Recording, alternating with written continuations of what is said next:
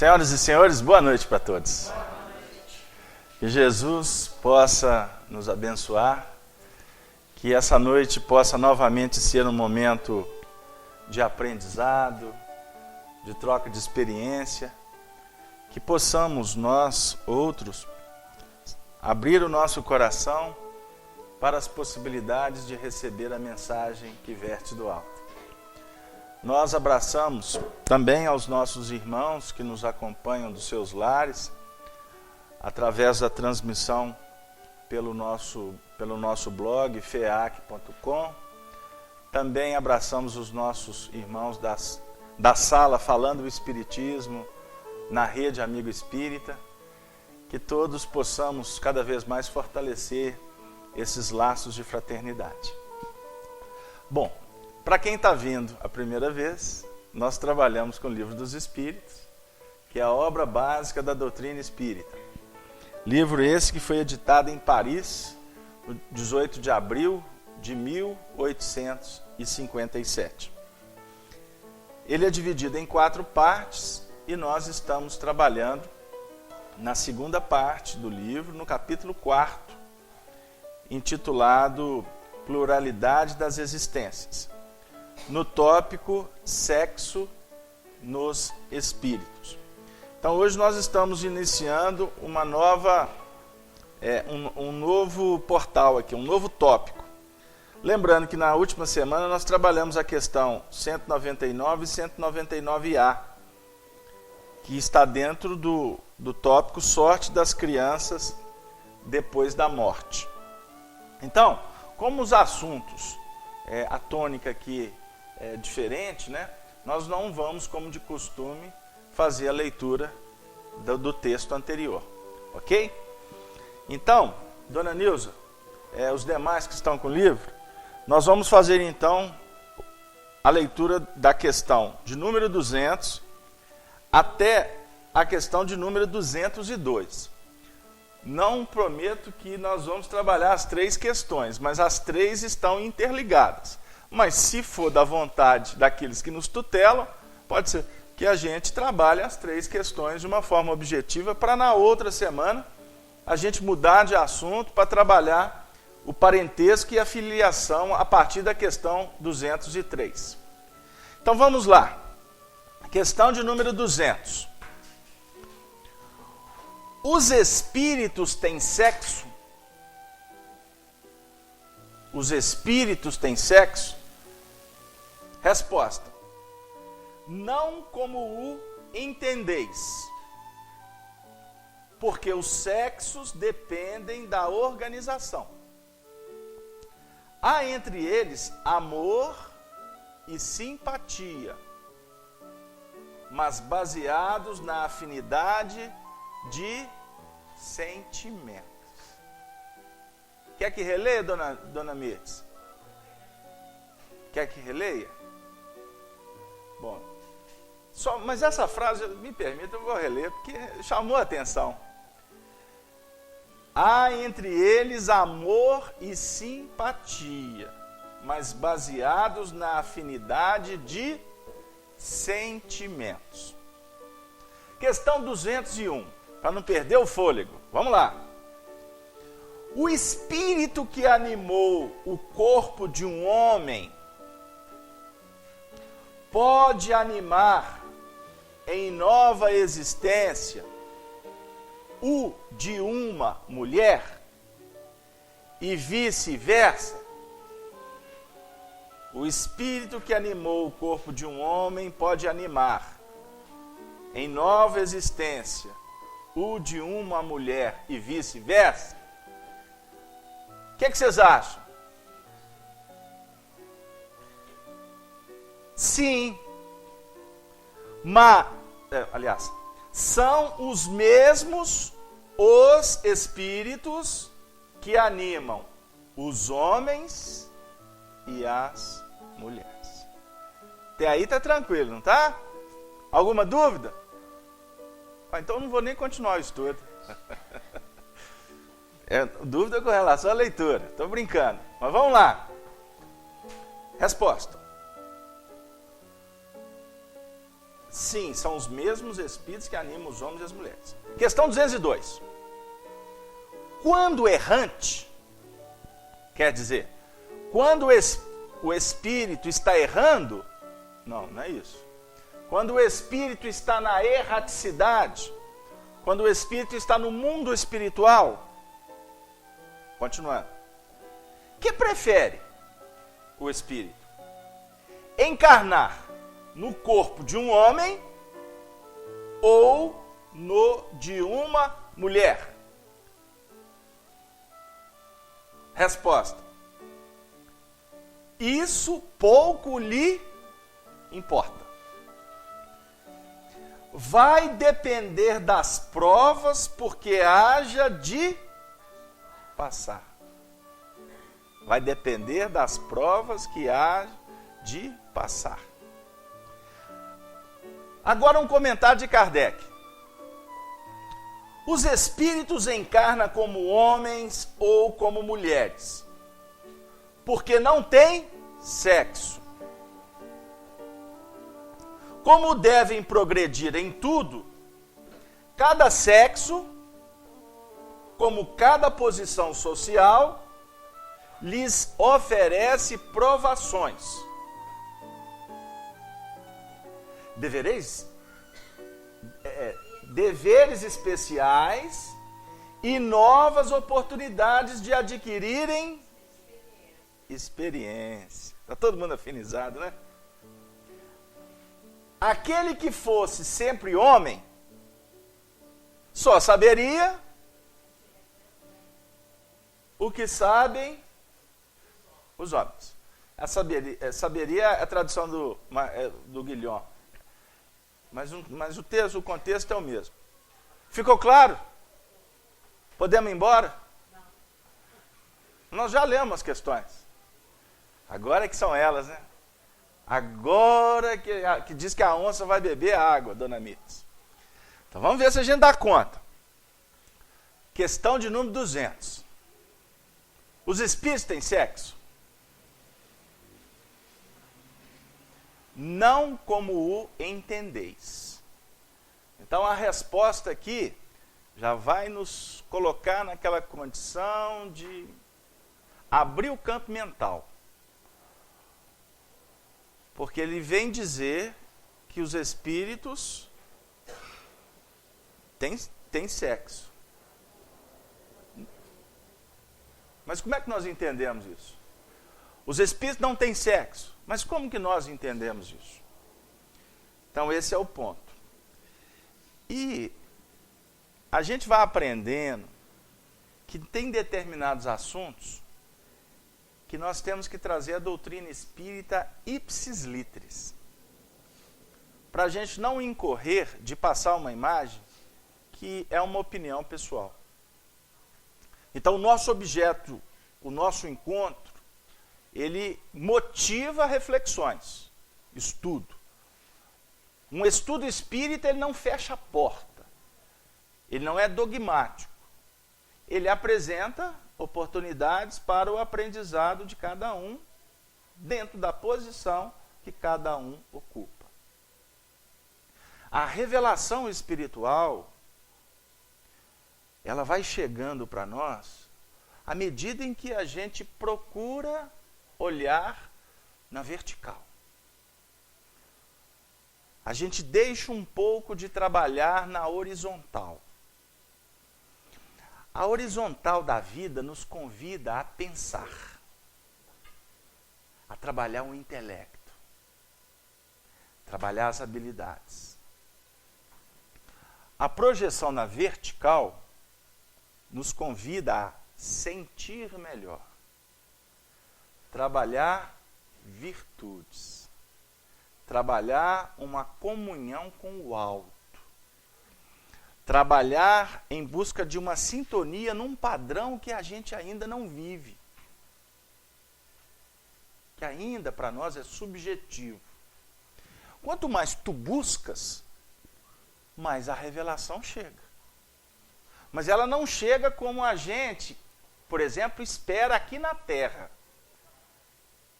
A informação, se você correr, você tem. Não é assim? As questões espirituais, Gislene, quanto mais você quiser, mais você vai ter. Só que, vamos dizer assim, ela vai chegar para nós no tempo certo, na hora devida.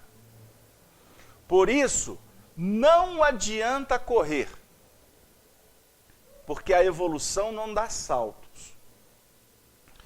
Allan Kardec, no livro A Gênese, no último capítulo, ele traz algumas reflexões sobre o tempo que nós estamos vivendo agora. É um momento diferenciado, num contexto daqueles que se passaram nos últimos séculos, nos últimos milênios. Porque agora nós estamos sendo convidados a dar testemunhos mais objetivos. Porque nós já tivemos oportunidades abençoadas de sermos informados, de trabalhar em várias sendas, e agora nós precisamos nos definir quanto espíritos e não como cidadãos no mundo. Então, por isso é que nós estamos aqui. A nossa alma está ansiando novos valores. Mas eu ainda sou incipiente, eu sou noviço, eu estou dando os primeiros passos, a minha vida está atrapalhada, eu estou com dificuldades em alguns setores. Então, muitas vezes eu procuro o divino, o nobre, o que representa o superior, a qualificação, da mesma maneira como que eu busco as coisas aqui na Terra. Basta ter dinheiro e eu pago a conta. No que reporta os valores espirituais, não basta você ter uma informação para você resolver o processo. Costuma, Cida, você ter a informação e complicar o processo. Sabe por quê? Porque a informação começa a te mostrar qual é a posição que tu ocupas.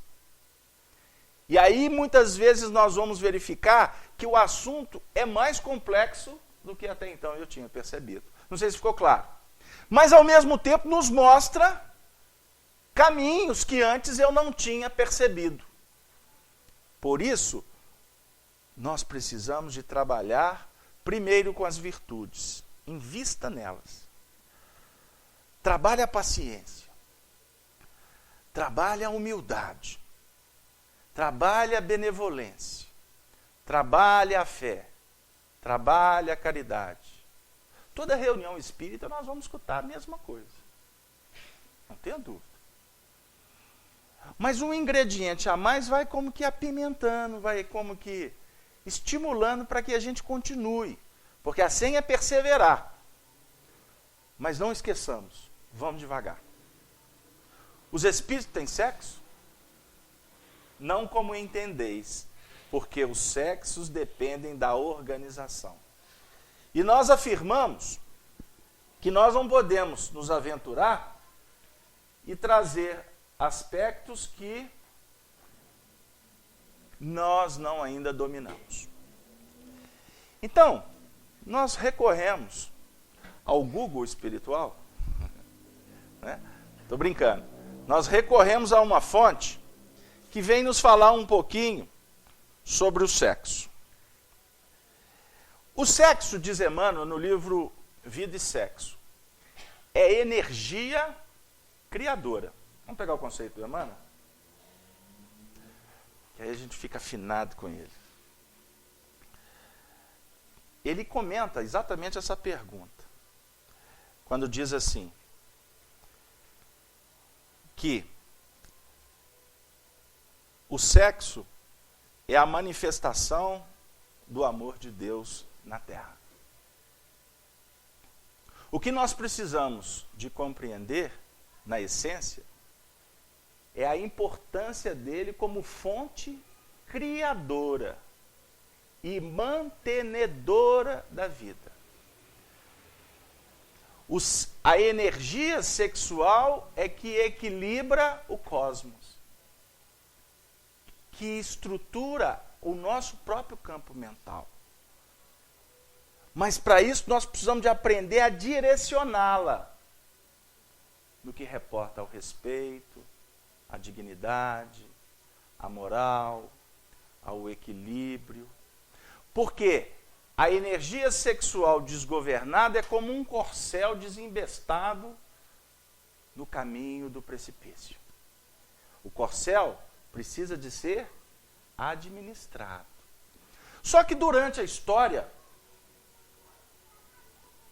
o sexo foi tratado sempre com a administração daqueles, por exemplo, religiosos, que trouxeram para esse assunto aspectos de muito preconceito, de extrema intolerância, o que marcou o nosso psiquismo ao longo do tempo.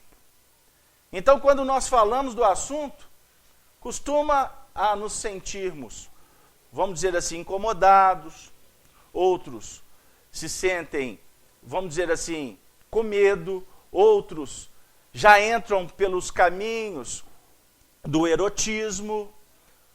Enfim, existem muitos caminhos que nós podemos percorrer por desconhecer o assunto, porque nós vislumbramos o sexo como expressão que é voltada apenas ou para a reprodução biológica, apresentando a reencarnação, ou como uma troca energética entre casais. Ou quem sabe, até no comércio das forças sexuais, que é uma coisa que acontece na nossa sociedade, como aconteceu desde antes. Mas então, nós precisamos falar do espírito. E aí, nós separamos André Luiz, no livro Evolução em Dois Mundos, que vai falar para nós de onde se origina o instinto sexual. Eu vou pedir a permissão para vocês de fazer a leitura do texto, porque ele traz para nós pontos importantíssimos para a gente caminhar para uma outra vereda que está reservada aqui para a gente. Afirma André Luiz, através da psicografia de Chico: todas as nossas referências a semelhantes peças do trabalho biológico, nos reinos da natureza, objetivam simplesmente demonstrar que, além da trama dos recursos somáticos, a alma guarda a sua individualidade intrínseca, a definir-se na feminilidade ou na masculinidade, conforme os característicos acentuadamente passivos ou claramente ativos que lhes sejam próprios. A sede real do sexo não se acha, dessa maneira, no veículo físico, mas sim na entidade espiritual, em sua estrutura complexa. Ele quer dizer, então, que a manifestação do sexo ou da sexualidade nossa, como, por exemplo, homens e mulheres, na realidade ela não está erradicada no corpo, e sim no psiquismo. Então, quando os espíritos afirmam que os espíritos não têm sexo, eles trazem para nós uma reflexão importante, a definir que, na essência espiritual, o espírito não é nem masculino e nem feminino. Mas dentro de uma linha de evolução, o seu psiquismo, na sua engrenagem íntima, ele tem os aspectos da positividade, da masculinidade e os aspectos da passividade ou da feminilidade. Entendeu? Por exemplo, os chineses tratam como a força positiva, como a força negativa.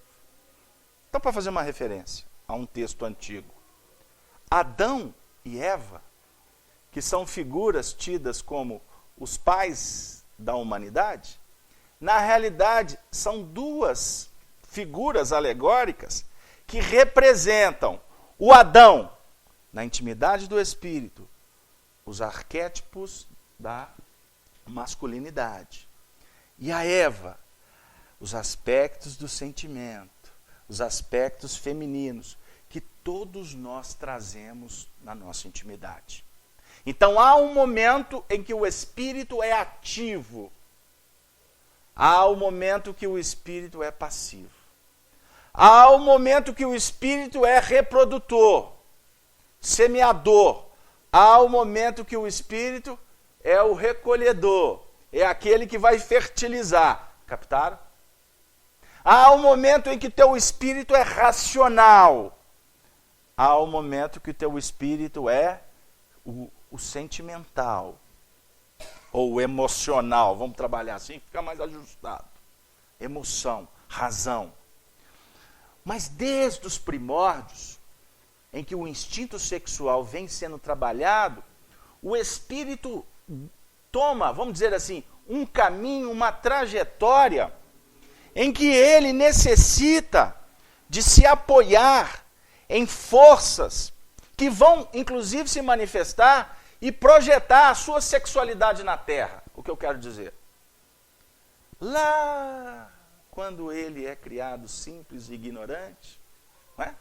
Como uma centelha divina, eu não vou explicar isso aqui porque o estudo não é de evolução, mas ele recebe cargas energéticas e vai trabalhar nessa linha, como um princípio ativo ou como um princípio receptivo, com cargas mais positivas e com cargas mais negativas. Com o passar do tempo, ele chega na fase luminal, para me correr aqui bilhões e bilhões e bilhões de anos, ele começa a percorrer a trajetória como homem.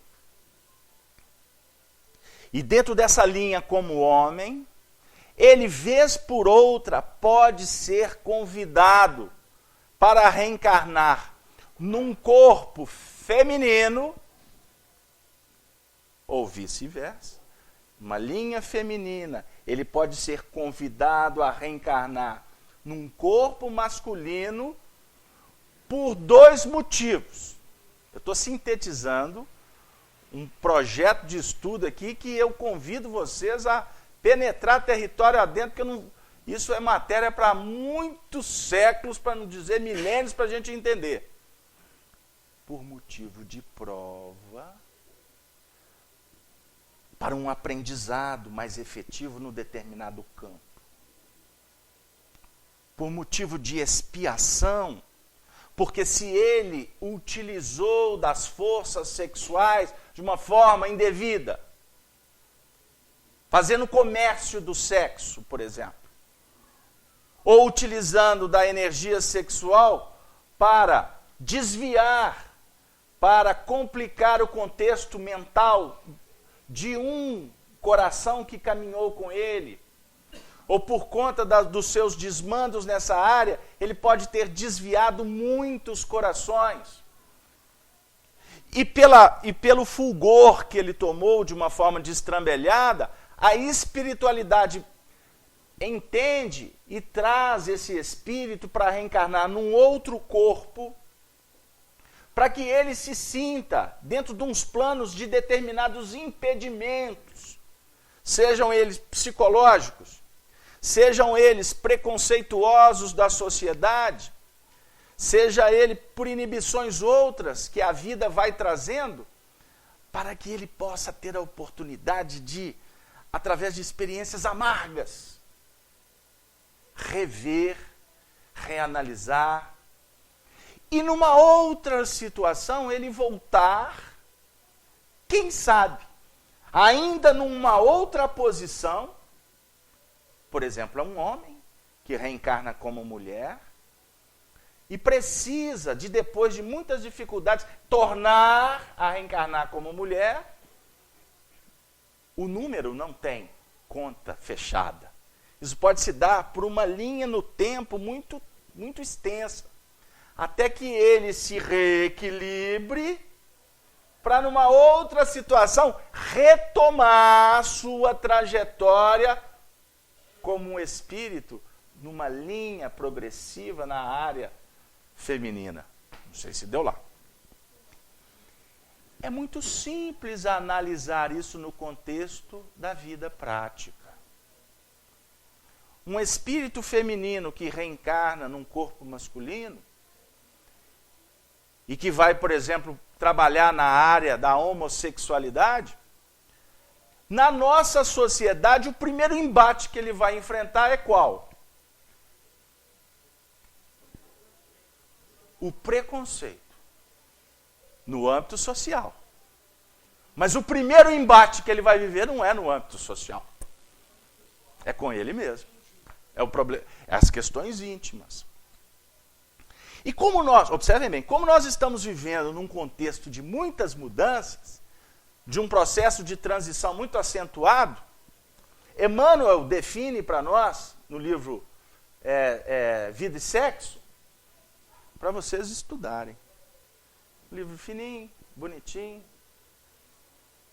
dificinho, como falou a nossa companheira, mas para estudar Emmanuel você tem que estudar com paciência, não corre com ele não, porque senão ele vai e você fica. E não é o intuito dele que ele vai, ele quer ficar. E por isso é que ele está por aí. Então vamos pensar, tem gente que fala que ele já até reencarnou, né? São os afoitos. Mas se ele reencarnou, não reencarnou, o importante é que ele está aqui, com um livro, com o pensamento dele, para nos ajudar a entender Allan Kardec, que tem a função de nos ajudar a entender Jesus, ok? Porque o Evangelho trouxe em síntese. Cabe à doutrina espírita desenvolver o que está em síntese. Um novo mandamento vos dou. Capítulo 13, versículo 34 de João. Que vos ameis uns aos outros como eu vos tenho amado. Está em síntese. O que nós estamos fazendo aqui? Nós estamos fazendo uma análise. A síntese está na semente, a análise é para você abrir.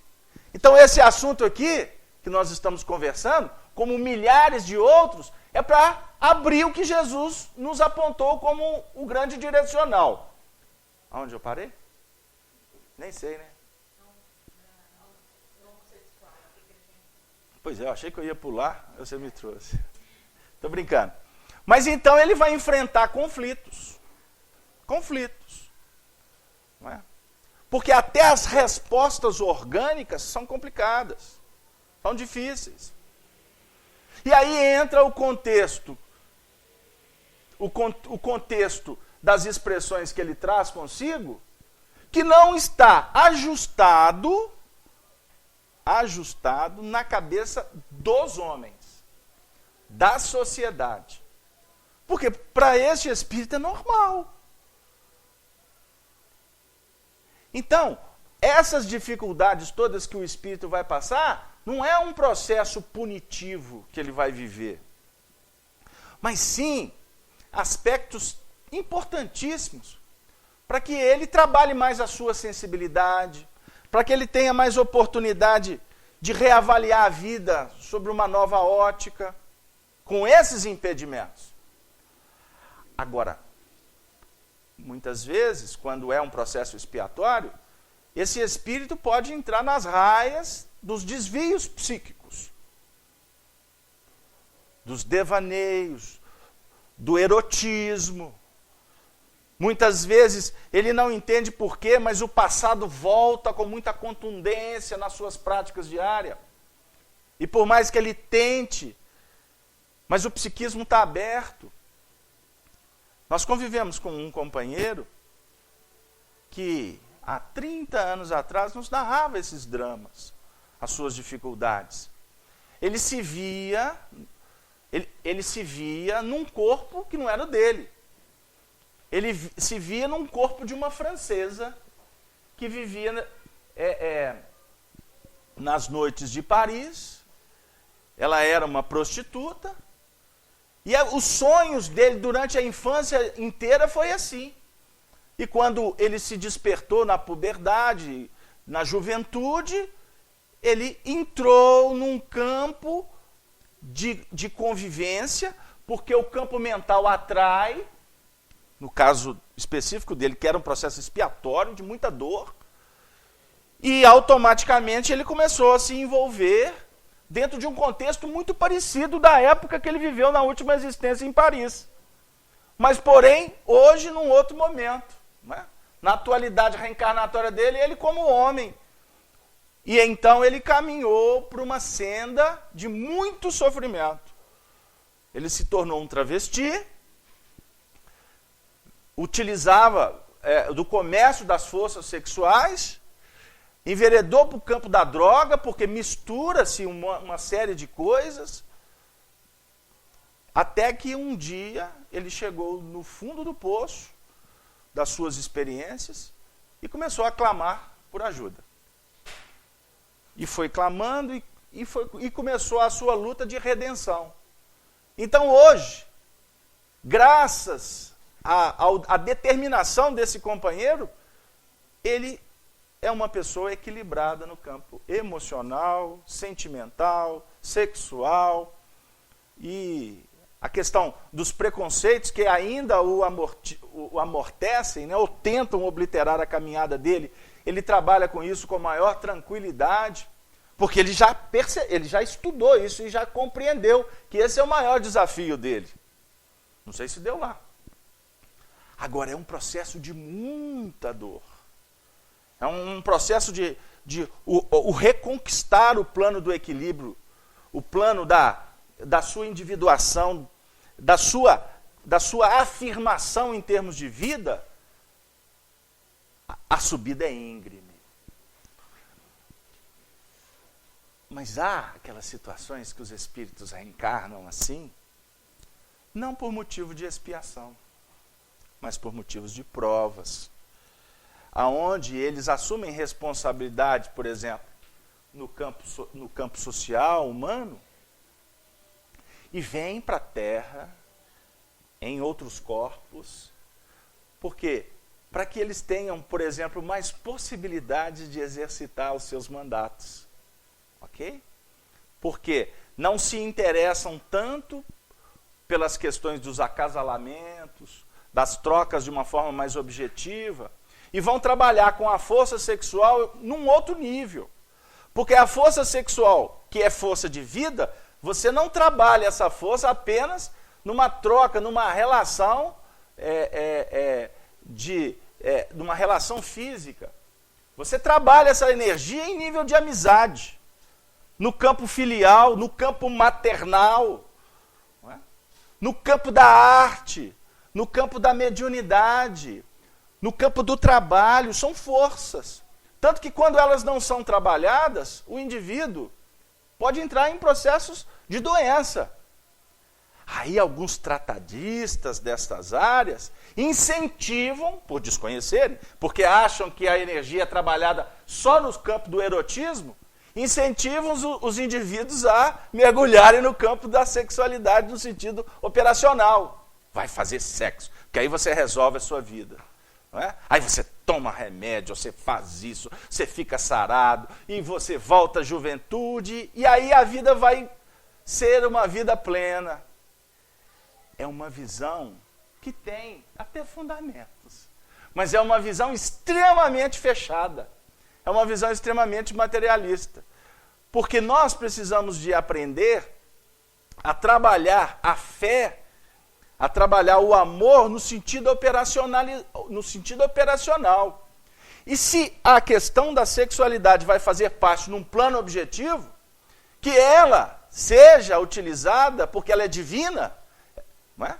Ela é troca, ela é alimentação também, mas que ela seja trabalhada então de uma forma responsável, de uma forma equilibrada, porque tudo com exagero traz exaustão, traz dificuldades. Deu aí, gente?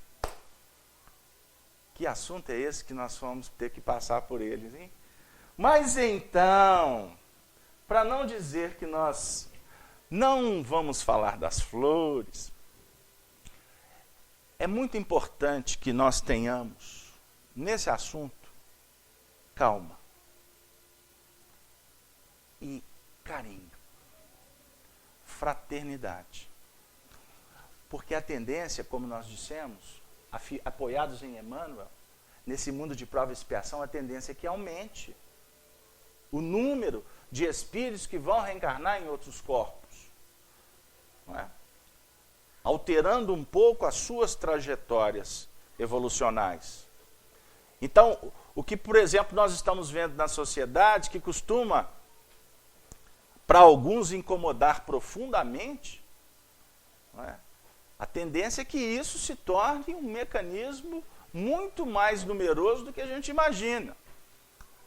Agora, por isso que esses corações, quando estão do nosso lado, precisam do apoio, para que nós também não contribuamos para que haja processos de enquistamentos, de obliteração, de conflitos, que já vão acontecer pelo próprio procedimento, pelas próprias necessidades que essas entidades necessitam de perpassar.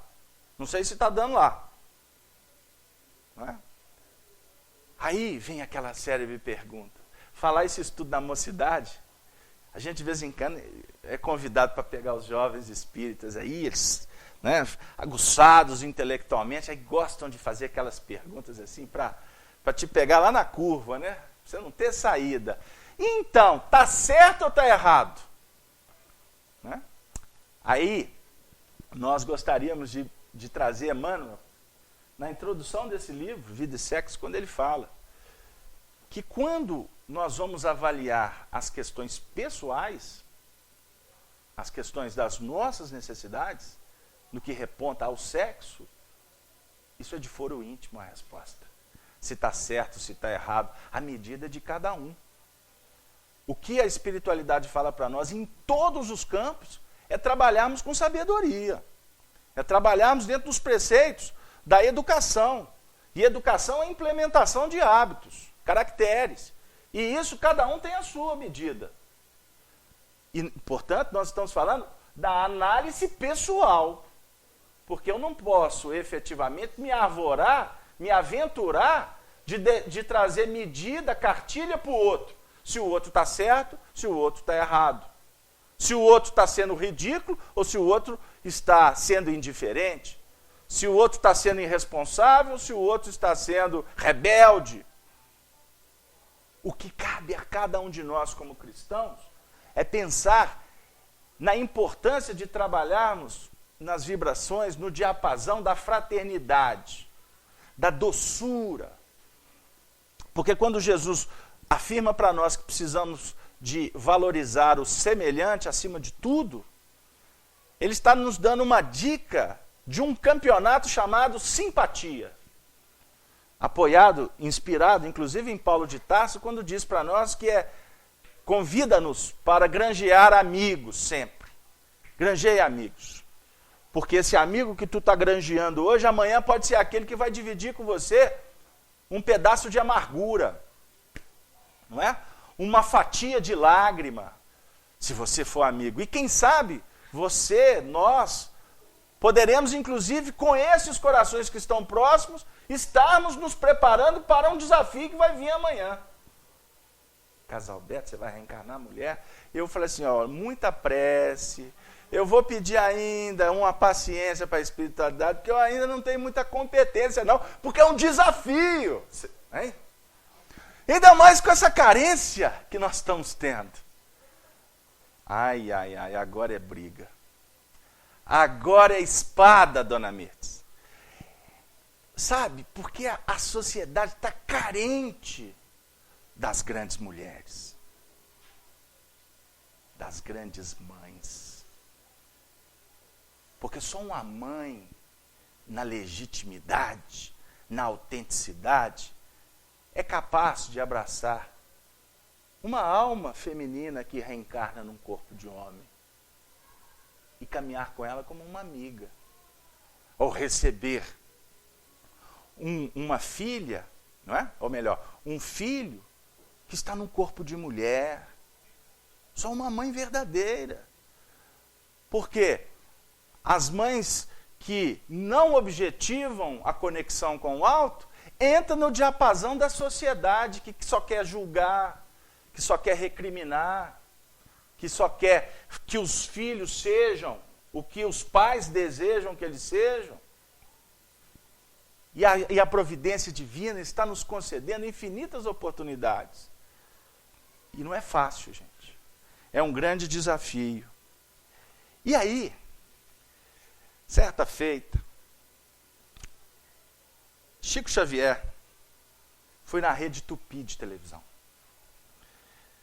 no famoso programa do Pinga Fogo, e perguntaram assim para o Chico. Eu queria trazer as palavras de Chico, porque elas são muito especiais.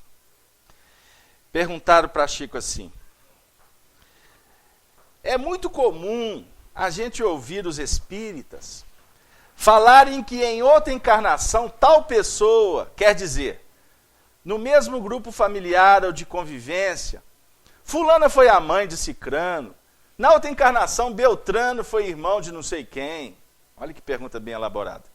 Então, tem-se a impressão de que as reencarnações se fazem no mesmo grupo familiar. Como a gente se aprimora na medida em que tem experiências mais variadas, eu queria saber se de fato existe essa limitação nas reencarnações e determinados grupos, e também outra coisa, se o homem sempre nasce homem, mulher sempre mulher. Porque é injusto, né, mudar isso. Olha a pergunta. A gente precisa ter mais chance de experiência, mas sempre ouve falar de homem nascer sempre homem, não é assim? Ele fez uma pergunta, com todo respeito, mas muito confusa, porque ele não seguiu o norte. Hã? Muito bem. Aí o machismo era muito em alta. Muito em alta, porque mudou, né? Agora não tem mais machismo. Não, agora tem o feminismo. Não, como é que é? Mas não tão sexualismo é mais liberado. Estou fazendo uma provocação, né, dona Mercedes? Mas era assim. Porque a sociedade sempre foi machista, não é mesmo? É verdade. E hoje a luta pelo feminismo ganhou muito corpo. E hoje nós estamos na fase de entrar no ajuste. Porque se explodiu de um lado, se explodiu do outro também. Então o caminho agora era aquelas que lutaram pelo feminismo lutarem para o ajuste devido. Porque o lar, ensina André Luiz no livro Nosso Lar. O lar é o cadinho purificador das almas, tendo no homem e na mulher, portanto no pai e na mãe, a viga de sustentação para esse cadinho. Então, simbolicamente, o homem se projeta na horizontal, das questões práticas, efetivas, antigamente se falava, né, que ele que trabalhava provendo, não é? E a mulher no campo da verticalização, porque a mulher é mais intuitiva do que o homem. Isso é fato. Os grandes médios, a maioria dos médios são mulheres, por conta da sensibilidade. Mas isso é simbólico, gente, porque o homem tem que caminhar na verticalização e a mulher tem que caminhar na socialização, na praticidade, para que haja um ângulo perfeito no casal. Eita, esse assunto não é fácil, não. Então, nós estamos caminhando para a regeneração, para que não haja machismo e nem feminismo, mas que haja igualdade, para que haja liberdade, para que haja fraternidade. Vamos ouvir o Chico, porque senão acaba a reunião e a gente não ouve o Chico. Isso não é propriamente uma limitação, porque pode acontecer fora dos grupos afins. Quer dizer, a gente não reencarna só dentro do mesmo grupo. Existe grupo, famílias grupos, né, que vão caminhando ao longo do tempo, reencarnando. São grupos maiores. Então se inverte posições.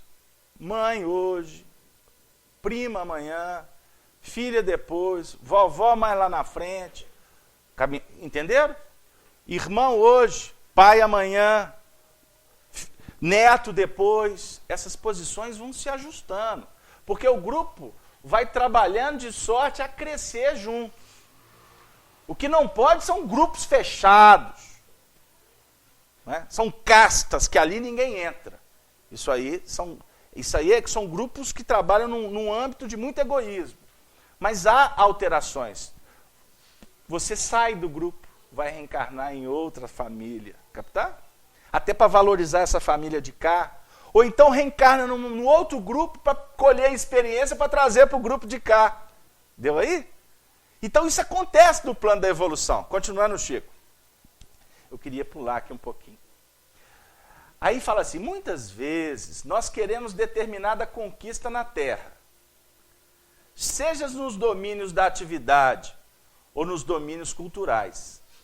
E às vezes nós vamos encontrar proteção para isto junto de uma criatura que nos foi muito amada em outra existência. Junto de um coração materno, de um pai amigo, capazes de compreender-nos e auxiliar-nos nessas empresas. Então, e isso é muito comum, que voltemos ao mesmo grupo de ordem sentimental, dentro da mesma faixa de atividade. Agora, quanto ao fato da transposição de sexo, o Livro dos Espíritos nos ensina que isso pode acontecer muitas vezes.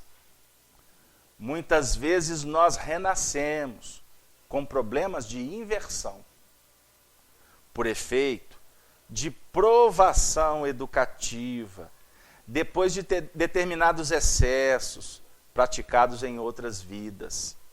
Seja na condição de homem, seja na condição de mulher. Eu não devia ter falado antes, né? Eu tinha entrado logo no texto. E às vezes, nascemos também na condição inversiva para encontrarmos no corpo uma célula de trabalho. Encontrar no corpo uma célula de trabalho.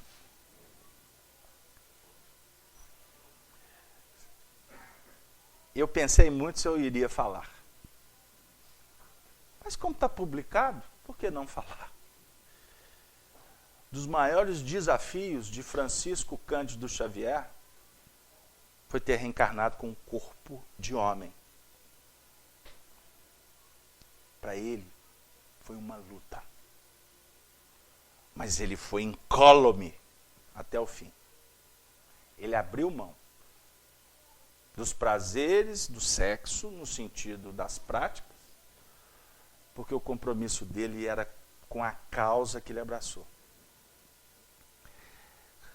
Certa feita, ele contou para Arnaldo Rocha que quando, naquele período, sabe, que as meninas começam a descobrir a sexualidade, as alterações hormonais. Você sabe o que eu estou falando, não sabe? Como é que chama isso? A puberdade. Como é que é? Repete. É isso aí. Eu vou devagar, né? Porque essa área não é muito a nossa... Posso falar uma bobagem aqui e ser preso, né, dona Mirtes? As alterações hormonais, a menstruação, etc. Chico viveu isso psiquicamente. Psiquicamente. Ele sentia dores que a ciência, que os médicos que estiverem nos ouvindo, que pesquisem. Porque nós nunca falamos isso abertamente, não. Só que ele não entendia o que era. Ele era uma criança. E não tinha ninguém para informar. Porque, diga-se de passagem, as meninas não eram informadas pelas mães. Sabe que ano que o Chico nasceu, Bárbara? Precisamente no dia 2 de abril de 1910. Talvez na época que o seu avô nasceu. Não sei. 1910. Como é que era o tempo naquela época, Cido? As mães orientavam as filhas? Nem no sonho. Ah? Hein, dona Mirtes? Orientar. Agora imagina no caso dele. Ah, o pai levava o Chico. O pai levava os filhos, né? Para descobrir. Mas no caso aqui, gente, nós estamos falando do psiquismo. Psiquismo. Por isso eu vou contar para vocês uma coisa que ele contou para o Arnaldo Rocha certa feita. Ele viveu tantos dramas, porque ele, com a clarividência que ele tinha, ele chegava de frente para o espelho. Muitas vezes ele se via, na última encarnação, como mulher, porque ele sempre reencarnou como mulher. E isso, nesses processos de inversão, é muito comum. Quantos já nos afirmaram, esse corpo não é meu, não? Falam até brincando. Não é? Alguns convivem com outros, não é? que vivem isso e falam abertamente. E que tem muito mais afinidade de conversar com mulher do que quando é homem. Aliás, quando é mulher em corpo de homem, tem muito mais afinidade de ficar no meio de mulheres do que no meio de homens. Não é assim que acontece o contrário também? Reencarna um homem, um espírito que está nessa linha masculina, num corpo feminino, costuma ser até craque de futebol, lutador de jiu-jitsu. A conversa é numa linha racional. Eu estou brincando, tá, gente? Porque o assunto precisa da gente quebrar, porque senão ele fica muito árido. Mas é um assunto que, inclusive, pipoca, né? Ele mexe com a gente, porque a gente vai buscando na memória experiências para fazer associação. O aprendizado se dá por associação. Eu jogo uma mensagem aqui, cada um vai captando, associando, deduzindo, de acordo com o seu histórico. Então, por exemplo, Chico, vou contar uma história para vocês. Dona Neuza Tofani Rocha, esposa do nosso amigo Arnaldo, quando encarnada, ela nos contava esse fato. Que ela e Pedro Leopoldo, lá na década de 50, ia ela, Arnaldo, Moirinha, na época novinha, Chico ficava rodeado por aquele grupo de amigos, aí falava de espiritismo, falava do movimento espírita, acabava as reuniões, aquele monte de gente. E Chico ficava assim para ela, Neuza, peraí que nós vamos conversar. E ela brincando com a filhinha, pequena e tal, depois que dava uma brecha, o Chico... Neuza, agora eu e você. E ali elas conversavam, tricotavam a noite toda. Era o jeito dele. Aí vem aquele e fala assim, não, mas aí é poder de adequação. Está no meio dos homens, mas está no meio das mulheres. O espírito é evoluído, mas são pontos para a gente começar a pensar, sabe? Como que as coisas vão se manifestando? Nas questões práticas do dia a dia. Vocês sabem que o Chico Xavier nunca fez a barba? Nunca fez. Quando ele tinha aquelas pessoas, desde Pedro Leopoldo, que faziam a barba para ele. E geralmente ele costumava fazer, no dia de fazer a barba, ele dizia assim, está na hora de lavar a cara. Era o jeito mineiro dele de dizer, lavar a cara. Ele não pegava, ele não gostava, inclusive, de manusear equipamentos cortantes, faca, tesoura. Mas isso aí é um problema que ele trouxe de uma existência dolorida lá do século XVI. Mas ele não se barbeava. Então Chico era uma alma plenamente feminina, nos seus aspectos psicológicos. E por isso que ele, inclusive, conseguiu dar aquele testemunho de ter se tornado uma grande mãe da família espírita. Porque como ele foi atacado, como as pessoas o procuravam com aquele intuito de sempre tirar, e ele sempre pronto para atender. Deixa eu continuar o texto. Ele diz assim, e às vezes nascemos na condição inversiva para encontrarmos no corpo uma célula de trabalho que nos afaste de determinados riscos para a execução das tarefas específicas. Muitas vezes um grande homem terá de cumprir determinada tarefa. Vamos dizer, no ensino. Isso é, às vezes, comum. Não vamos cogitar do problema da inversão na faixa da prova, que nós já falamos dela. Na faixa do sofrimento reparador que ocorre muitas vezes. Mas vamos pensar na inversão do seu ponto de vista mais elevado. Mais alto. Observem bem. A técnica dos espíritos. Não precisa de falar muito da treva. Aqui na Terra o povo só gosta de falar da treva. Não é assim? Enquanto ali no corredor começa a descer falação. Aí tem um problema, aí é um tal... Nossa, quando tem um assassinato aí na televisão, no dia seguinte todo mundo narrando. Aí começa a discutir se foi facada, se foi tiro, se foi estrangulamento. Aí cada um dá uma opinião. A gente adora cultivar a treva. Continuando. Mas vamos pensar na inversão do ponto de vista mais elevado. Tarará.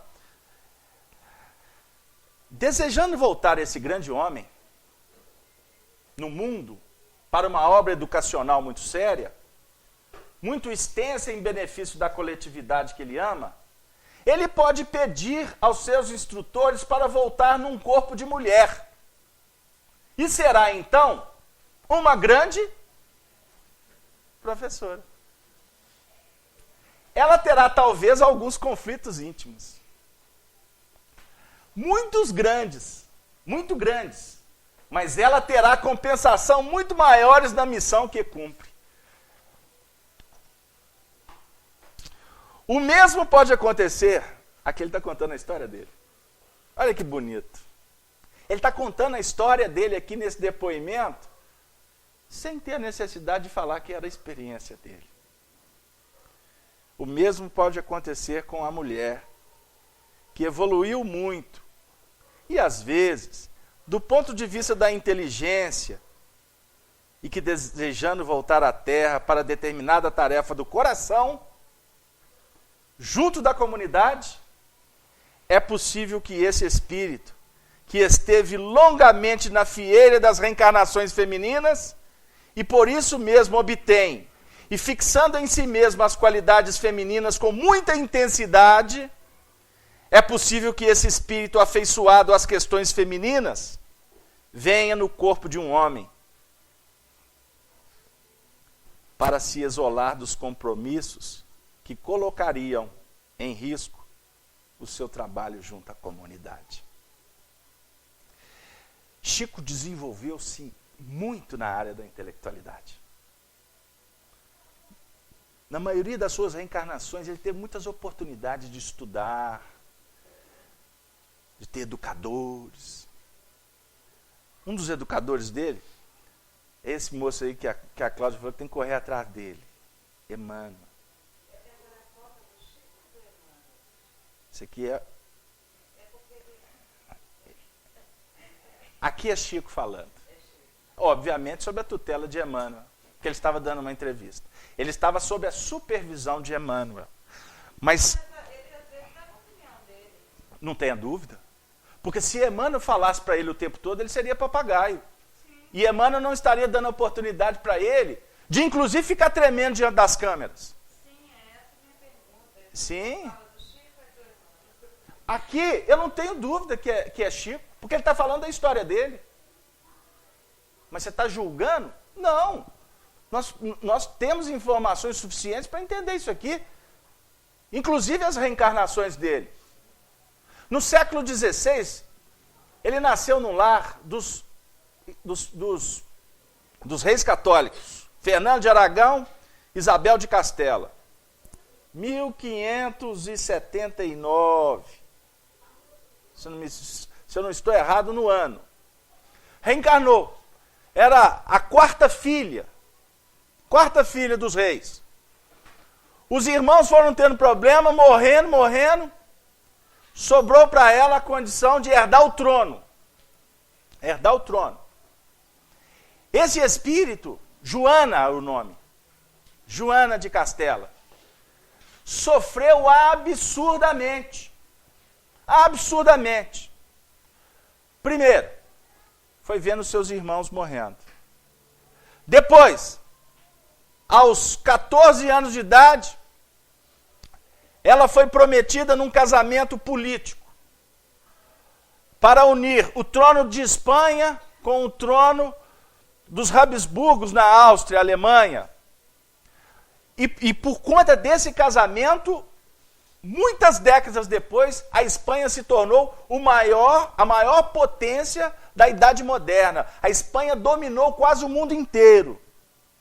Por conta do casamento que Chico era que se tornou a rainha. Ela foi nova para a Espanha, casada com o neto de Maximiliano I, chamado Felipe Hermoso. Felipe era um homem muito aventureiro, gostava de passear, tinha muitas namoradas, admiradores, era um homem de 2 metros de altura, diz que ele era um dos homens mais bonitos da época, mais atraente. Também, né? Era rei. E ele já era passeador. Passeador, Arnaldo que gosta de lembrar essa história. Porque é o nosso querido Arnaldo Rocha. E então, lá em Flandres, Ela saiu do seio da família para viver com ele em Flandres. Lá ela vivia sozinha. E sabendo das traições do marido. E ela, na época, tinha uma mediunidade já nos planos de uma ostensividade muito grande, mas, porém, num desvio completo. Porque a espiritualidade já estava preparando a mediunidade desse espírito para 4 séculos depois se tornar o médium que foi Chico Xavier. Mas o que aconteceu? Com o ciúme, no destempero da mulher, que se tornou passional, ela fez muita bobagem. Até que o marido, a mãe morreu, desencarnou, e o casal teve que vir para a Espanha, para que Felipe assumisse o trono de Espanha. Ali, os problemas só foram avolumando. Porque o marido e o pai começaram a disputar quem que iria assumir o trono. E o marido, com um interesse escuso, com uma índole complicada naquela época, resolveu tirar a mulher do contexto. Porque, na realidade, ela que era a rainha. Ele compunha. Entendeu? Porque ele era rei lá em Flandres. Ele não seria rei na Espanha. Quem iria ser a rainha era a mulher. Portanto, iria tirar a autoridade dele. Porque os súditos se curvavam a ela. Porque ele era estrangeiro. Então, ele começou a arquitetar para tirar ela do circuito. No testamento, a única coisa que tirava o mandato dela é torná-la incapaz. Esse é o termo jurídico, Cida? Por conta da loucura? Interdição. Por incapacidade mental. É esse o termo? Pronto. Tá vendo? A gente ter apoio na corte é importante. Aí o que aconteceu? Ele começou a propositalmente traí-la na frente dela. E ela, uma mãe, que apaixonada com o marido, ela era muito fértil. Né? Ela engravidava com muita facilidade. Pra vocês terem ideia, ela teve uma festa que o parto foi durante uma festa no reino, e o menino nascendo, e ela preocupada com as peripécias do marido dançando lá com a turma. O menino acabou de nascer, ela entregou o menino lá para as aias lá e voltou para a festa. Pra vocês terem uma ideia como é que era os descompassos do campo mental e do apego, do sentimentalismo, da paixão exacerbada, mediunidade descontrolada. Tem muita gente caminhando assim e não sabe. O que precisa de cuidar é dos aspectos psíquicos. Percorre o caminho das terapias com os psicólogos, com os psiquiatras, toma os seus remédios, procurem a medicina. Procurem se tratar, aqueles que estão nesse diapasão. Mas não ouvidem a terapêutica espiritual, do passe, do evangelho, no nosso caso, da frequência à reunião pública, do fazer o evangelho no lar. Nossa, Casa Bela, mas tanto de prática religiosa. Não é prática religiosa no sentido tradicional da palavra. São cuidados. Porque se o médico te indica a prescrição, você tem que seguir com disciplina, nós estamos falando de terapêuticas espirituais, que precisam de disciplina. E você não vai resolver o seu problema apenas procurando a religião no seu sentido tradicional. Vou ao centro tomar o passe, que aí melhora. Aí só vem aqui quando está com dor de cabeça, né? Quando o marido começa a aprontar, quando a mulher começa a fazer bobagem, tem que ir lá. Quando os meninos começam a supitar dentro de casa, vão levar para a evangelização. Porque lá no centro os capetinhas ficam tudo por lá. Fica não, viu, gente? Fica não, eles ficam tudo lá esperando os meninos voltar. Vocês acham que eles vão sair de casa desse frio todo? Aliás, eu gosto de brincar dizendo que não tem processo desobsessivo melhor você tomar banho gelado nessa época de frio. Sabia disso, dona Neuza? É verdade. Sabe por quê? Que no momento tem que ser banho gelado, né? Aqui é 5 horas da manhã, né? A turma que estiver nos assistindo lá em Santa Catarina, Rio Grande do Sul, porque aqui em Belo Horizonte não faz tanto frio, não. Eles vão saber o que eu estou falando. Lá para 5 horas da manhã, que a água cai até pedrada, não é assim? Aí você entra, banho frio, tira a roupa, já é uma luta, né? Aí na hora que você entra debaixo d'água, os obsessores ficam tudo na porta rindo de você. Aí é um processo desobsessivo, entendeu? Mas não tenha dúvida que na hora que sair, aquecer, né, voltar debaixo do cobertorzinho, eles estão tudo lá debaixo do cobertor te esperando. É a mesma coisa dos meninos. Não acha vocês que as evangelizações vão tirar os capetinhas, não. Né? Porque na realidade costumam os capetinhas ser os filhos da gente, é eles que atraem os espíritos. Por isso que não podemos abrir mão do evangelho. Entenderam? São práticas. São práticas? São. Vamos chamar de metodologia terapêutica. São didáticas importantes para seguirmos. Para que a gente possa se ajustar. A Joana sofria muito. Aí resolveram. Ele começou a aguçar o ciúme dela e ela começou as crises, né? Qual mulher traída que fica quieta? Hein? É só as que ficam quietas, todas já estão no céu. Né? Todas já superaram. Porque as de cá, ainda fala assim, olha lá, aquela sirigaita do lado dele. Né? Agora eu vou mexer só com as mulheres, né? Porque nós estamos falando delas. Mas aí o que aconteceu? Puxa vida, essa história está rendendo, eu não voltei aqui para a parte científica. Aí ela começou a ter, nos surtos, certa feita, uma das companheiras que estavam enamoradas com o rei, ela pegou uma tesoura e cortou o cabelo, era um cabelo de uma espanhola, uma coisa, diz a história, ela deixou a mulher careca e houve maus tratos e ela jogou esse cabelo no marido, e aí a coisa na frente, num procedimento, numa cerimônia, diante de toda a sociedade, e aquilo foi o suficiente para ela ser interditada. E aí, com o apoio do próprio pai, ela foi presa e encaminhada, muito tempo depois, para um castelo de Tordesilhas. Esse castelo não existe mais. Gostaria muito de conhecer. Lá perto da região de Toledo. E lá, ela ficou 45 anos presa, sendo espancada. O marido, Felipe Hermoso, alguns meses depois desencarnou. Afirma a história que ele bebeu água gelada. Eu nunca vi ninguém desencarnar porque bebeu água gelada. Essa água gelada tinha algum ingrediente lá que eu não posso falar, porque senão eu me comprometo com a turma aí, que são todos amigos nossos. Mas ele desencarnou.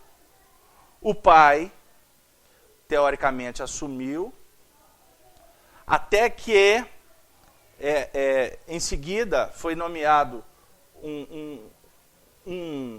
uma pessoa escolhida para levar adiante o trono, até que o filho mais velho assumisse, porque na época ele tinha 5 anos de idade, Carlos V. Carlos V cresceu e se manteve indiferente à prisão da mãe.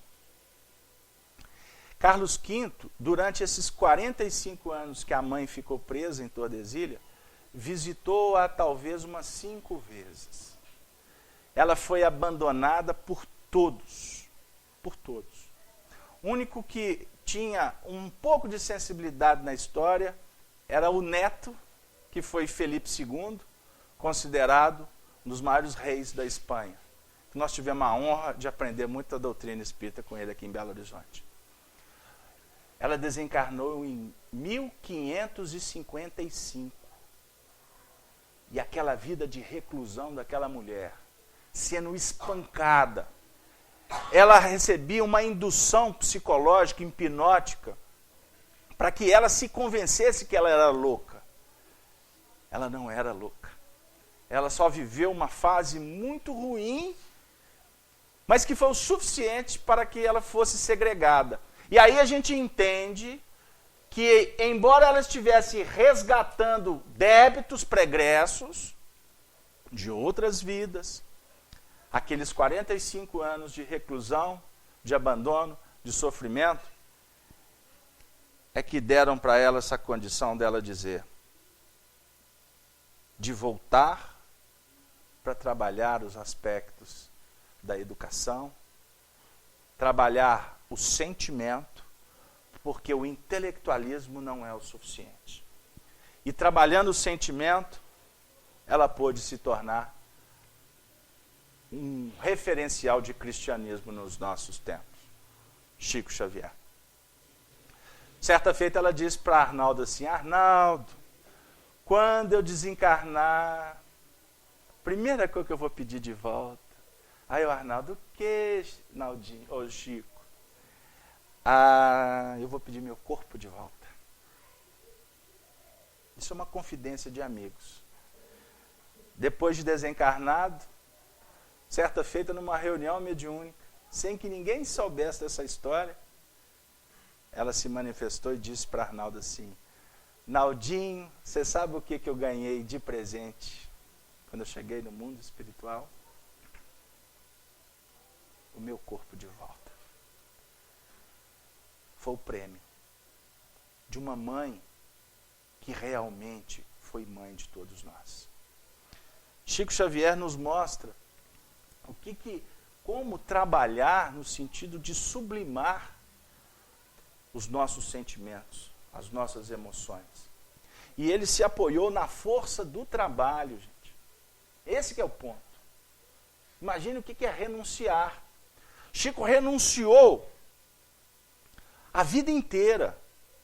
Ele aprendeu, desde os primeiros anos, a ver a sua mãe partir, fazendo até uma ponte, uma conexão com aqueles tempos lá de trás que a mãe morreu, desencarnou e deixou. Ele tinha uma profunda ligação com ela, a rainha Isabel de Aragão, porque nessa vida ele perdeu tudo. E nessa existência, o primeiro movimento foi perder a mãe. É uma ponte com uma existência passada para trazer aquela experiência no sentido que agora ela vai ser a base para o espírito caminhar. Porque por isso eu estou dizendo que ninguém vive a escassez sem objetividade, sem um gerenciamento do plano espiritual maior. Mamãe, vão dizer que eu morri. Não acreditem neles, porque eu não vou morrer. Ela estava no leito de morte, Maria João de Deus. Eu vou apenas fazer uma viagem, mas eu volto para você. Eu vou voltar, eu vou estar com você. E a criança, todos conhecem a história, ela desencarnando, o seu João Cândido teve que espalhar os filhos. Eram 9. Como é que ele ia cuidar de 9? Isso no interior é comum. Chico foi para a casa da madrinha, Rita de Cássia. A dona Rita de Cássia, madrinha, casada com o seu José Felizardo, foi aquele espírito que também surtava com a sua mediunidade, e a criança é que sofria as augúrias, porque ela descarregava tudo do menino. Ele tomava 2 surras de vara de marmelo por dia, durante 2 anos. Mamãe, cadê a senhora? Só falou que não ia embora. Até que ela volta. Porque a promessa do amor sempre é cumprida. O amor, como classifica Jesus, ele responde sempre. E aquela criança precisava, diga-se de passagem, com aquele conteúdo, com aquelas expressões mediúnicas latentes, a mediunidade tinha que ser apresentada já desde os primeiros movimentos, para que ele pudesse ir se ajustando entre a terra e o céu o tempo todo. É o que está acontecendo conosco nos tempos atuais. Só que os homens desconhecem que são médiuns. Nós somos intermediários das dimensões o tempo todo. Vocês não tenham dúvida. Obviamente que a gente sabe que Kardec nos ensina que existem aqueles que são mais e outros que são menos. Não é? Uma mediunidade mais ostensiva ou menos ostensiva. Mas no momento, por exemplo, que nós estamos vibrando nas faixas positivas, remando juntos nós entramos em conexão com aquela onda que está promovendo o progresso. Agora, quando eu entro nas reentrâncias, nas dificuldades de querer remar contra a maré, o que acontece conosco? Vamos suar e não vamos sair do lugar. Está em conexão com o quê? Com as dificuldades. Por isso que Jesus vem nos falar sobre a importância de ter vigilância com os pensamentos, cuidado no trato com o semelhante, valorização das posses eternas, virtude. Não foca a treva, não. Você está vendo ali um problema? A vida te convidou para ir lá resolver o problema? Não. Então entra em prece. Mas se a vida está te dizendo, vai lá, quem sabe você pode ajudar, e está tudo conspirando para você ir, vai. As coisas estão fluindo para você ir. Agora, se não está fluindo, para. Porque senão você vai sofrer. E se for lá, está arriscado queimar o dedo. Se queimar todo. E está indo com boa intenção. Você pode acelerar o progresso do outro? Não. Mas nós temos responsabilidade com o nosso processo de crescimento. E o processo de crescimento, grande parte dele, se dá no silêncio. E a gente tem dificuldade de entender isso. Se dá na oração. E a gente não utiliza esse recurso. Se dá no procedimento da caridade. E a gente não se disponibiliza a praticá-la. Chico Xavier internou-se num corpo de homem, num processo de inversão positiva, para nos dizer que precisamos de militar em todos os caminhos que o Senhor nos confia. Ele disse certa feita assim, puxa vida, hein? Não estava no programa, mas já que não estava, essa cola aqui está conosco aqui há muitos anos. Ele escreveu uma carta para um grande amigo dele, o nosso querido Joaquim Alves. Ele era chamado pelos íntimos como o Jô. Mas também eles o chamavam de Silvano. Por que Silvano? Porque existe uma obra de Emmanuel intitulada Ave Cristo. Uma obra de expressivo valor evangélico, que conta a história desse grupo, que o Chico faz parte, que Emmanuel faz parte, que viveu lá nas Galhas, na cidade hoje conhecida como Lyon, e eles viveram uma experiência lá muito importante. E Silvano era um menino, um garoto, que tinha um professor que tinha o nome de Quinto Varro. Quinto Varro era um cristão. E Quinto Varro adota um nome de Apio Corvino porque ele teve que sair de um contexto, deixou a família por conta de uma dificuldade enorme. Eu não vou contar, porque senão vocês não vão ler o livro. Mas esse pai, Quinto Varro, cuidava de muitas crianças, ensinava o evangelho, as músicas cristãs. E ele, na cidade onde ele morava, ele tem a informação que o filho verdadeiro dele estava indo morar naquela cidade. O nome dele era Tassiano. Tassiano é o nosso querido amigo Arnaldo Rocha. E o Tassiano, ele não sabia, mas ele tinha ódio do cristianismo. Porque o cristianismo, ele teve a informação de uma forma deturpada que o pai se tornou adepto daquelas bruxarias do cristianismo. Então, como ele perdeu o pai, na cabeça dele, ele perdeu o pai para a bruxaria. E ele era criança, nessa época, já adulto, ele vai reencontrar com o pai. E o pai, Quinto Varro, resolve fazer uma homenagem sem saber de nada para o filho. E reúne um grupo de crianças, todas elas com rosas nas mãos, e vão fazer uma homenagem para a chegada de Tassiano. E a homenagem era uma música cristã. E a música foi sendo entoada, aquele coral de crianças, de vozes. O Tassiano foi ficando sensibilizado, até então tudo muito bem, até que, no final, ele descobre que as crianças eram cristãs. Tassiano, num ato de intrépido, de insanidade, manda que os servos da casa soltassem os cães raivosos em cima daquelas crianças. E uma fera se atira por cima desta criança, que se chamava Silvana. E essa criança vem a desencarnar nos braços deste senhor, que era na realidade o pai daquele algoz. E aí a trama dessa história se desenrola, e no século XX todos esses espíritos vieram se reencontrar. E o Jô, certa feita, escreveu uma carta para Chico, que está no livro Amor e Renúncia, que é uma biografia do Jô, e eu queria ler o último parágrafo dessa carta, para que a gente possa novamente escutar um pouco das palavras de Chico, para a gente não só minimizar a saudade dele, mas também embalar na sensibilidade dessa mãe. Porque quando eu falo de Chico, eu reverencio como uma grande mãe que a gente ainda não aprendeu a entender o que ela anda fazendo por nós. Afirma Chico assim: desculpe-me, é só assim que eu sei me expressar.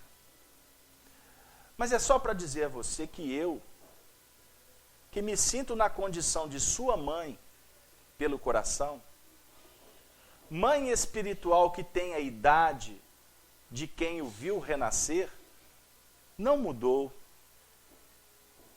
É só para afirmar-lhe que desejo você tão fiel a Jesus hoje, quanto ontem, e tanto quanto será você fiel a Ele amanhã. E se alguém disser a você que me transformei, ou que as pessoas e circunstâncias me teriam transformado, não acredite, eu continuo o mesmo.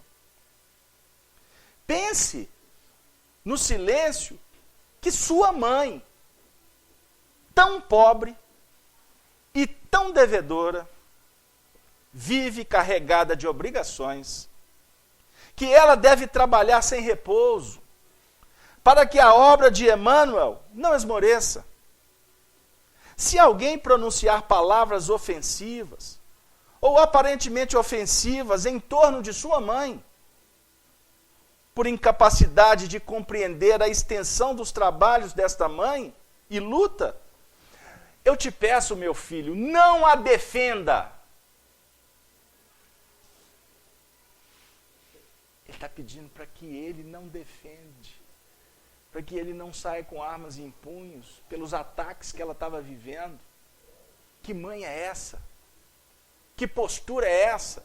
Porque aqui na Terra a gente quer o tempo todo sair atacando ou se defendendo, e esquecemos que Jesus, o maior advogado de todos os tempos, do tribunal insano, não levantou uma frase sequer para se autodefender. O que é a verdade? Ele silenciou diante de Pilatos. Ore pela sua mãe. Oremos pelos outros. Deus sabe, filho meu, quantas dificuldades foi ela obrigada a atravessar, desde aquela infância sofrida de Pedro Leopoldo, para que o trabalho de Emmanuel não parasse e nem fenecesse. Não gaste o tesouro de suas horas em defesa de quem maternalmente o ama tanto. Por muito que eu trabalhasse, e realmente nada tenho feito de mim, não estaria de minha parte, se não cumprindo um dever. Chico aqui está com quase 70 anos de idade, ele está falando que não fez nada, que ele simplesmente está cumprindo um dever. Um espírito que, trabalhando como funcionário público, nunca faltou um dia de serviço sequer. para tirar férias é uma luta que Fernando de Aragão, o seu pai, Rômulo Joviano, que é o mesmo espírito, tinha que promover as férias dele, porque senão ele... Não, senhor Rômulo, tem mais atribuições aqui. Lembre-se que sua mãe, pelo coração, está igualmente na viagem do mundo, carregando imperfeições, impedimentos, inibições. Se não pode estar frequentemente com os filhos amados, é que ela deve, antes de tudo, ligar-se às disciplinas que o Senhor lhe traçou por Emmanuel. Jô morava em São Paulo, Chico em Uberaba. As circunstâncias não favoreciam mais que aqueles dois amigos pudessem tomar café juntos por causa da multidão que circundava o Chico, querendo. E eles trocando as missivas, e ela falava: eu estou cumprindo uma obrigação delegada por Jesus através de Emmanuel.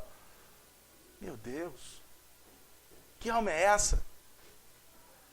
Tantos filhos queridos eu tenho, mas o Senhor quer que nos voltemos agora por algum tempo para os filhos do Calvário que Ele nos legou.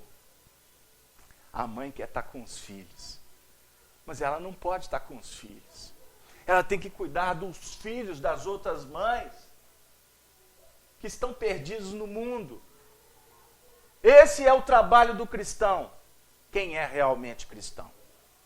Quem entende a importância do trabalho de divulgar o Evangelho. Divulgar o Evangelho não só por palavras, por livros,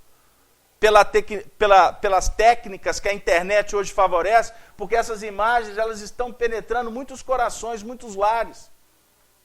E nós estamos fazendo isso com muito carinho, com muita certeza, que precisamos de dividir o pão, porque o tempo hoje urge. E há filhos que são filhos de pais vivos, ou órfãos de pais vivos. Há muitas mães que estão abandonadas pelos filhos. Há muitos pais que não sabem onde os filhos estão. Há muitos espíritos, como aqui nesta reunião está repleto, nessas galerias, alguns deles não sabem que desencarnaram. Existem espíritos aqui que estão pedindo, pelo amor de Deus, para uma mão amiga dar um pedaço de pão. Mas como é que você dá pão para o espírito? Você dá carinho para ele. Você se transforma, que isso vai replicar no coração dele. Quantas mães espirituais nos trouxeram aqui? Aquela mamãe que desencarnou, essa mesmo que tu está lembrando. Finalmente, vai lá, minha filha, toma um passe, respira um pouquinho de um ar mais saturado de energias positivas para você se revitalizar e voltar para as dificuldades. O Chico Xavier está nos contando aqui que ele abriu mão de tudo. Em 1970, quando completou 100 livros editados, ele falou, graças a Deus, né, mano, cumprida a missão, porque primeiro era 30, depois mais 30, mais 40, 100, fechou a cota. Terminamos, 1970, 100 livros. A mano falou assim, meu filho, acabou não. Como assim? Veio uma delegação do mundo espiritual que define que a sua vida foi desapropriada. Como assim? Nós vamos escrever até você dar conta. Eles escreveram mais de 430 livros. Que mente humana escreveu tantos livros? Em estilos tão diferentes, mas com qualidade, com nobreza. Obra que vai repercutir nos ervos do tempo, porque nós tivemos a oportunidade de estar perto destes corações que vieram do mundo espiritual para nos apontar o caminho, porque agora eles foram embora, as mães foram embora. E elas, as mães, estão esperando que outras mães as substituam. E a gente fica aqui perdendo tempo com pouca coisa, discutindo o sexo dos anjos. Nós precisamos de acordar, e acordar com responsabilidade para o que nos compete. Não somente os órfãos de carinho de pão, os deserdados do lar e os tristes do mundo, mas também os desesperados, os que perderam o apoio da crença, os que acumulam problemas e aflições sobre as próprias cabeças e os que, um dia, lhe cercaram a cruz, com risos, com críticas, com acusações, com blasfêmias, ingratos, pois receberam tanto e não valorizam pelo menos um pouco. É preciso, meu filho, amar a todos eles, estender-lhes os braços e o sentimento.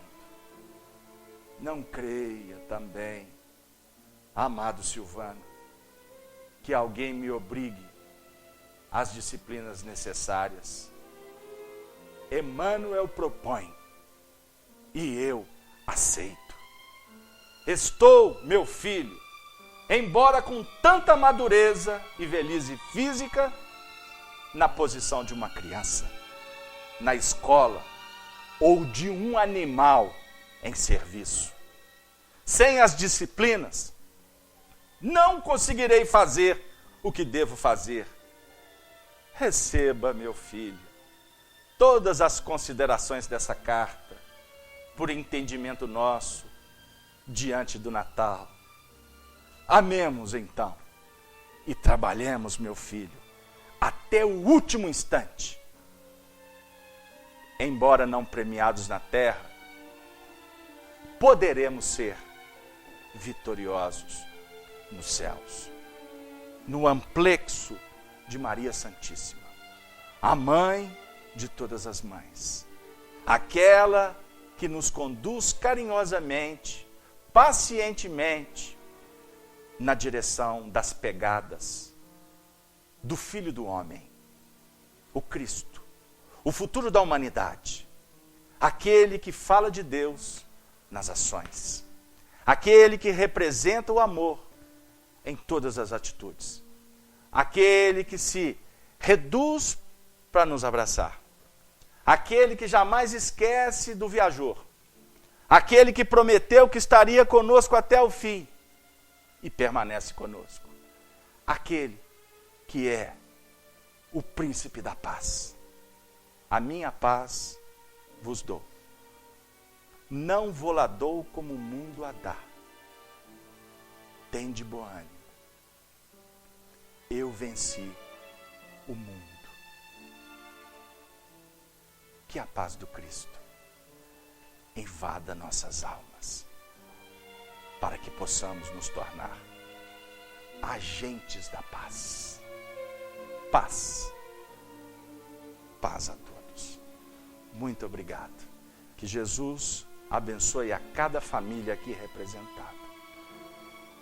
Que Jesus abençoe a todos que estão nos acompanhando ao vivo, porque Jesus nos concedeu essa oportunidade de hoje, a Fraternidade de Estudos Espíritas Allan Kardec, poder dividir esse pão para, por exemplo, aqueles que estão nos hospitais, como um companheiro que pediu para nós que não desistíssemos de levar as imagens para ele e para tantos que o acompanham no seu leito de hospital, pois ele está internado lá há 6 meses. E estas distribuições não podem ficar circunscritas ao plano do nosso egoísmo. Que Deus abençoe então a todos aqueles que querem uma vida melhor, uma vida qualificada, uma vida de bênçãos, e que já nos conscientizamos que isso só se dará pelo esforço, pela perseverança, pelo trabalho e, portanto, pelo prêmio da paz. Muita paz a todos. Que assim seja.